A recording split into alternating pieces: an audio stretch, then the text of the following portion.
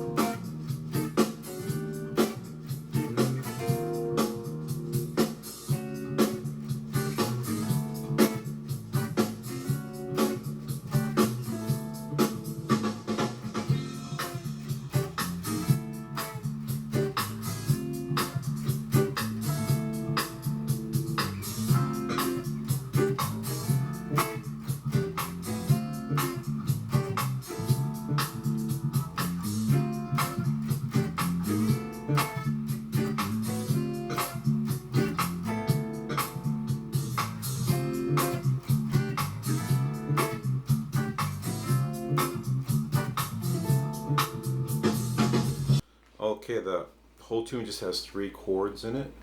D minor 7, an E flat major 7 with a sharp 11, and a D major 7. I basically used some chord voicings, 3 different voicings for each chord, and just did kind of a little pattern there that I repeated over and over. So for the D minor 7, I started here with this quartal chord. If you played a D minor 7 like this, all you have to do is lift this 3rd finger and you're going to get the 4th in there, or the 11th. Keep that shape up here on the E.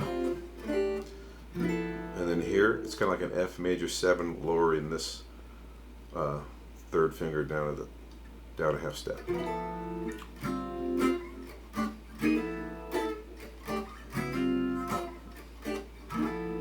And I just kept that pattern going for the entire D minor 7.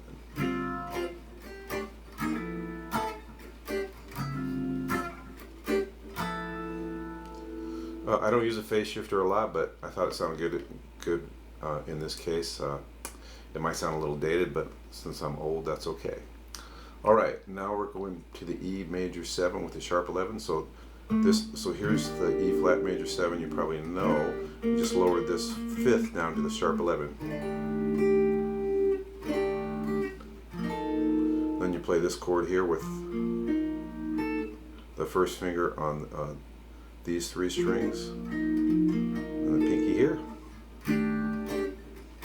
So basically we're building the chordal chords off if this was the 4 chord of B flat. So that'd be like the E flat, and this would be like the F7. So you have an F7, you lift that, and this would be like the G minor.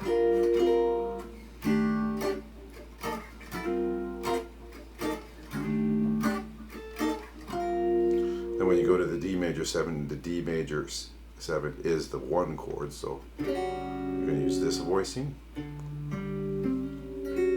1, 11, 7, 3.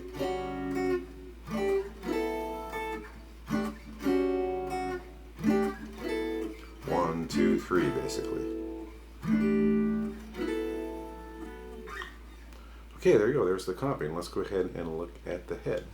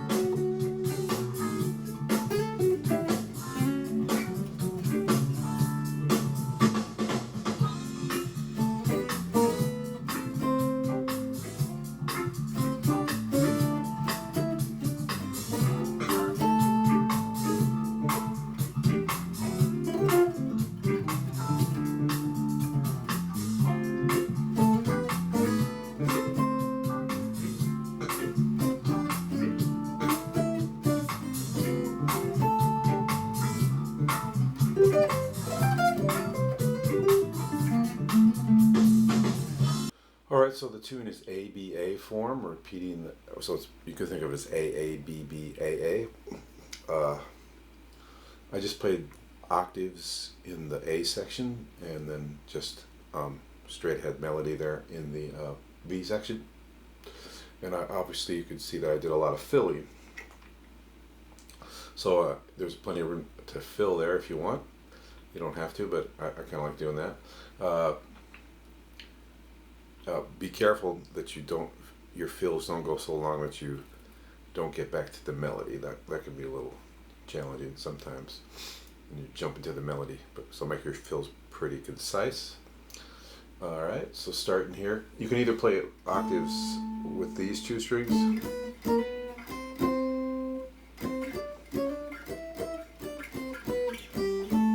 or this way. Either way works just fine.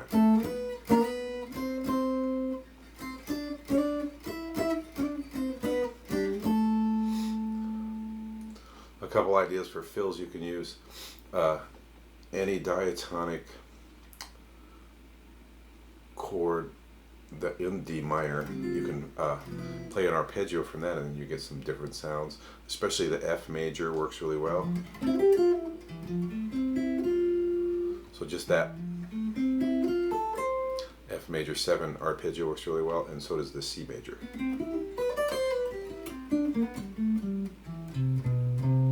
So those make nice fills, gives you a little, getting away from just using the Dorian scale. And you can use some bluesy licks once in a while too, that works nice. Okay, once you get to the B section, pretty straight ahead there. So this is like the 4 chord because of the sharp 11. So it's a Lydian. So you're going to use an E flat Lydian, which is the same as a B flat major, but starting on the E flat.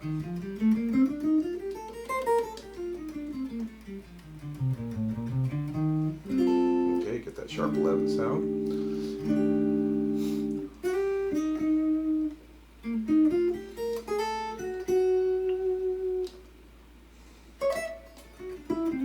So there you're just going to use your D major licks. The E flat Lydian licks.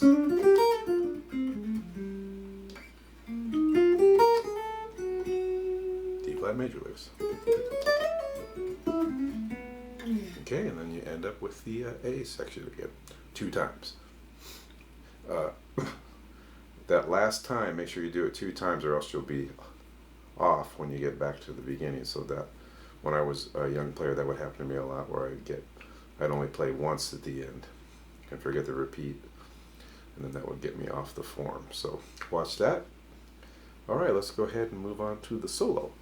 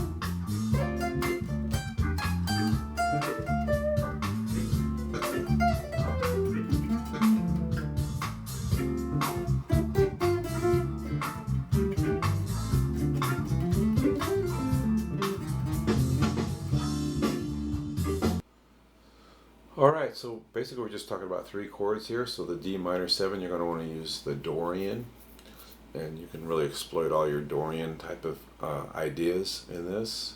Remember, I talked about earlier using arpeggios like F major 7 arpeggio, C major 7 arpeggio, even E minor could work. Any of the diatonic arpeggios can be fit in there.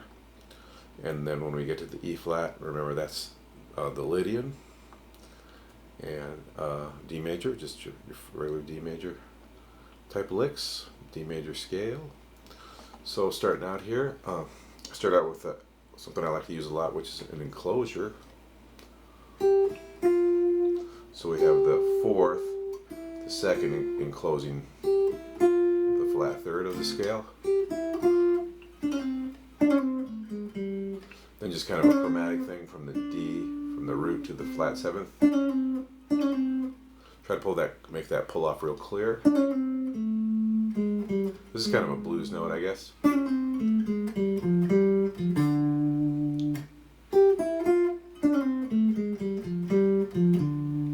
Kind of keeping that same idea. Now we're going up to the fifth, so fourth. There's your blues note, I guess. And then there's that note there, that's definitely a passing note.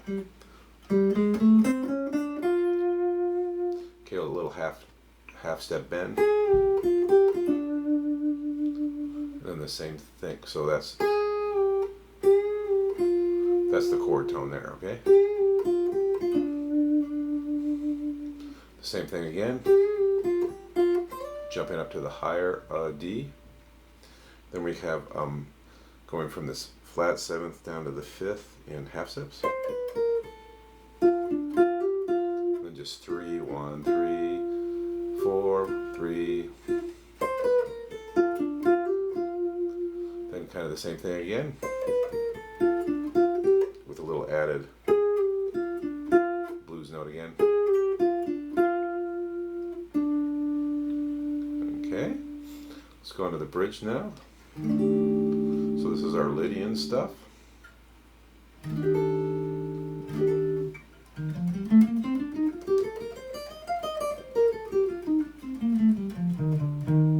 Okay, if you know your B flat major pattern here,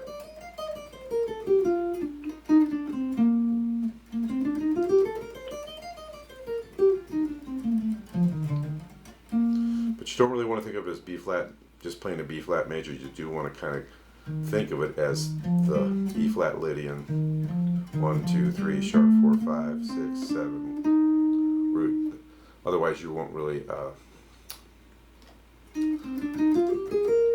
target the chord tones. You want to target the chord tones. So I do another enclosure here at the beginning. Okay, there's your sharp 4, 13, 5. Okay, really it's a B flat major arpeggio.